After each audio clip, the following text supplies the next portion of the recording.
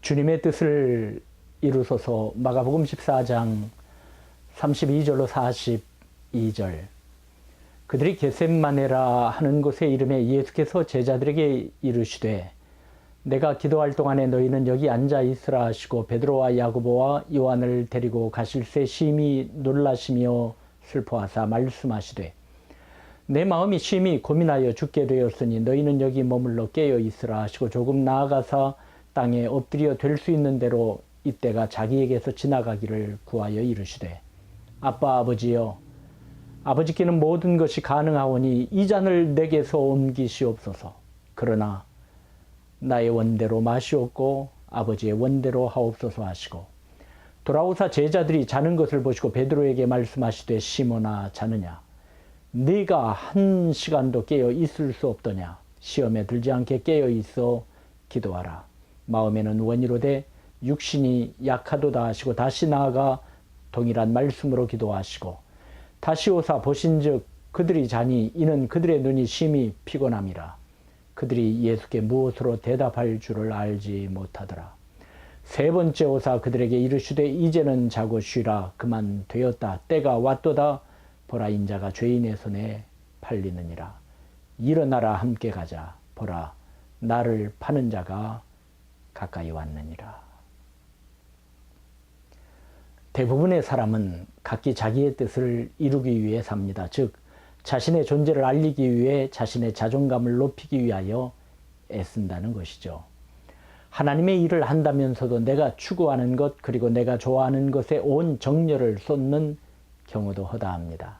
그러다 보면 내 뜻이 하나님의 뜻인 양 생각하기도 하고 무엇이 내 뜻인지 하나님의 뜻인지 혼돈하기도 합니다. 나를 말씀에 쳐 복종시키지 않으면 우리는 이와 같은 것입니다. 그러기에 시편 119편 33절로 35절에 노래하기를 여호와여 주의 율례들의 도를 내게 가르치소서. 내가 끝까지 지키리이다. 나로 하여금 깨닫게 하여 주소서. 내가 주의 법을 준행하며 전심으로 지키리이다.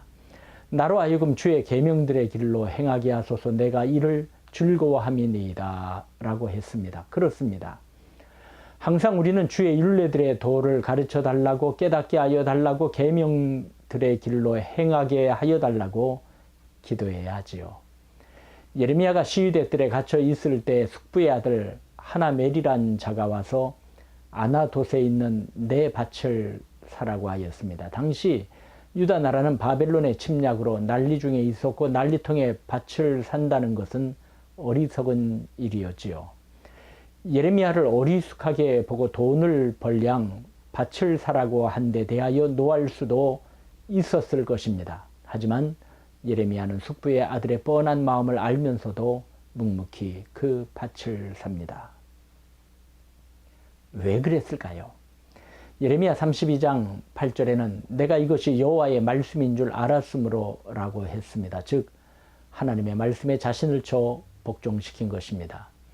훗날 하나님께서 유다 백성을 바벨론으로부터 해방시켜 평화로 이 땅을 매매할 수 있는 때를 허락하실 것임을 상징적으로 보여주시기 위함이었고 이에 예레미야는 자신을 그 말씀에 복종시켜 밭을 샀던 것입니다.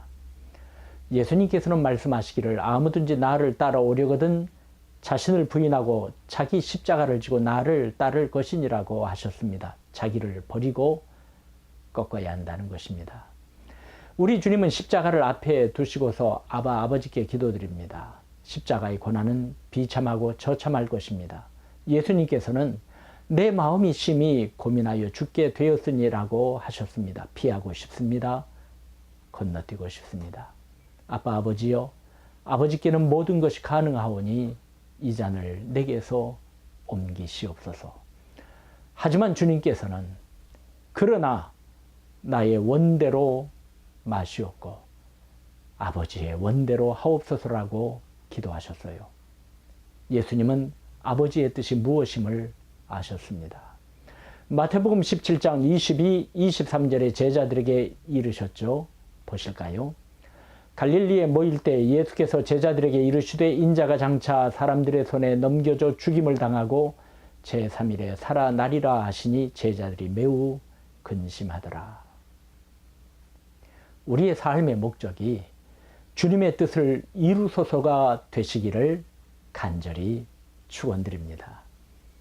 나를 통하여 하나님의 뜻을 이루시옵기를 소원하는 기도가 참된 기도입니다. 우리는 내 뜻만을 고집하고 내 소원 성취만을 갈망하고 그리 아니할 때 하나님께 실망하고 복받지 못했다고 판단할 때가 많았습니다. 내가 원함이 이루어질 때만이 하나님의 인도함을 받았고 하나님의 복을 충만히 받았다고 할렐루야 할 때가 많았습니다. 이것이 과연 신앙인의 모습일까요? 히브리서 11장 36절로 37절을 보시겠습니다. 또 어떤 이들은 조롱과 채찍질 뿐 아니라 결박과 옥에 갇히는 시련도 받았으며 돌로 치는 것과 톱으로 켜는 것과 시험과 칼로 죽임을 당하고 양과 염소의 가죽을 입고 유리하여 궁핍과 환난과 학대를 받았으니 이런 사람은 세상에 감당하지 못하느니라. 그들이 광야와 산과 동굴과 토굴에 유리하였느니라. 저들은 다 믿음의 사람들이요 하나님의 신실한 자녀들이었습니다. 하지만 위와 같은 참혹한 처지에 빠지기도 하였습니다. 믿음의 사람들이 이러한 상황들을 원했던 걸까요? 아닐 것입니다. 그럼에도 불구하고 신앙의 위인들은 이 모든 것을 달게 감당하였습니다. 다니엘의 세 친구 이야기를 기억하시죠? 느부갓네살이 금신상을 만들어 놓고 절하라고 하였습니다. 누구든지 엎드려 절하지 아니하는 자는 즉시 맹렬히 타는 풀무불에 던져 넣으라고 말합니다. 사드락과 메삭과 아벤느고는 절하지 아니합니다. 느부갓네살 왕이 회유할 때 다니엘의 세 친구는 대답합니다. 느부갓네살이요, 우리가 이 일에 대하여 왕에게 대답할 필요가 없나이다. 왕이요, 우리가 섬기는 하나님이 계시다면 우리를 맹렬히 타는 풀무불 가운데에서 능히 건져내시겠고 왕의 손에서도 건져내시리이다. 그렇게 하지 아니하실지라도 왕이요, 우리가 왕의 신들을 섬기지도 아니하고 왕이 세우신 금 신상에게 절하지도 아니할 줄을 아옵소서. 풀무불에 들어가는 것이 사드락과 메삭과 아벤느고의 원이었을까요? 그렇지 않겠지요. 피하고 싶었을 것입니다. 들어가도 건져내 주시기를 바랬겠지요. 하지만 풀무불 속에서 자신들이 불살라질지라도 섬기는 하나님께 영광을 돌리겠다는 것 아니겠습니까? 우리가 하나님의 뜻을 입버릇처럼 읊조리지만은 나를 부인함이 없인, 버리는 일이 없인 받들지 못합니다. 나를 꺾지 아니하고는 불가능합니다. 그럼 나를 꺾을 수 있는 것은 무엇입니까? 그것은 하나님의 말씀뿐입니다. 시편 119편 130절에는 주의 말씀을 열면 빛이 비치어 우둔한 사람들을 깨닫게 하나이다라고 하였습니다. 주님의 말씀만이 나를 깨닫게 하십니다. 아, 그렇구나. 아, 이렇게 살아야 하는구나. 요셉을 13년의 노예 생활 속에서 견딜 수 있도록, 그리하여도 하나님의 뜻을 볼 수 있도록 해준 것도 말씀이었죠. 시편 105편 17절로 19절입니다. 그가 한 사람을 앞서 보내셨으며 요셉이 종으로 팔렸도다. 그의 발은 착고를 차고 그의 몸은 쇠사슬에 매였으니 곧 여호와의 말씀이 응할 때까지라 그의 말씀이 그를 단련하였도다. 요셉은 말씀 속에 힘을 얻고 말씀에 자신을 던져 그 말씀의 이름을 받았던 것입니다.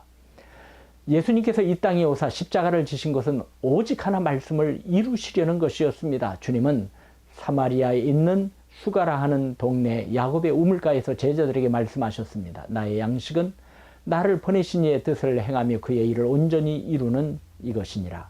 하늘 아버지의 뜻을 행하심을 양식 삼으신 것 아니겠어요? 주님의 이 땅에서의 생애는 오직 말씀을 이루심이었습니다. 마태복음 4장 12절로 14절을 보세요. 예수께서 요한이 잡혔음을 들으시고 갈릴리로 물러가셨다가 나사렛을 떠나 스불론과 납달리 지경 해변에 있는 가버나움에 가서 사시니 이는 선지자 이사야를 통하여 하신 말씀을 이루려 하심이라. 그렇습니다. 예수님께서는 하나님께서 선지자에게 예언하신 말씀을 하나하나 이루시려 힘을 쓰셨습니다. 마태복음 8장에는 주님께서 말씀으로 귀신을 쫓아내시고 병든 자들을 다 고치신 것을 17절에는 이는 선지자 이사야를 통하여 하신 말씀에 우리의 연약한 것을 친히 담당하시고 병을 짊어지셨도다 함을 이루려 하심이더라고 기록되어 있습니다. 요한복음 12장 49절 50절입니다. 내가 내 자의로 말한 것이 아니요 나를 보내신 아버지께서 내가 말할 것과 이룰 것을 친히 명령하여 주셨으니 나는 그의 명령이 영생인 줄 아노라. 그러므로 내가 이르는 것은 내 아버지께서 내게 말씀하신 그대로니라 하시니라. 예수님께서는 오직 아버지께서 직접 명령하신 대로만 말씀하셨다는 것이요, 아버지의 명령이야말로 영원한 생명이라는 것입니다. 그러기에 예수님은 지금의 고난과 죽음까지도 두려워하지 않았습니다. 하나님의 뜻, 하나님의 말씀, 즉 하나님의 명령을 지키고 이루는 것이 영생이기에 그렇습니다. 그러하셨기에 십자가의 죽음을 무서워하지 않으셨고 십자가를 통하여 이김을 주실 줄 믿으셨지요. 하나님의 뜻을 사랑하시기 바랍니다.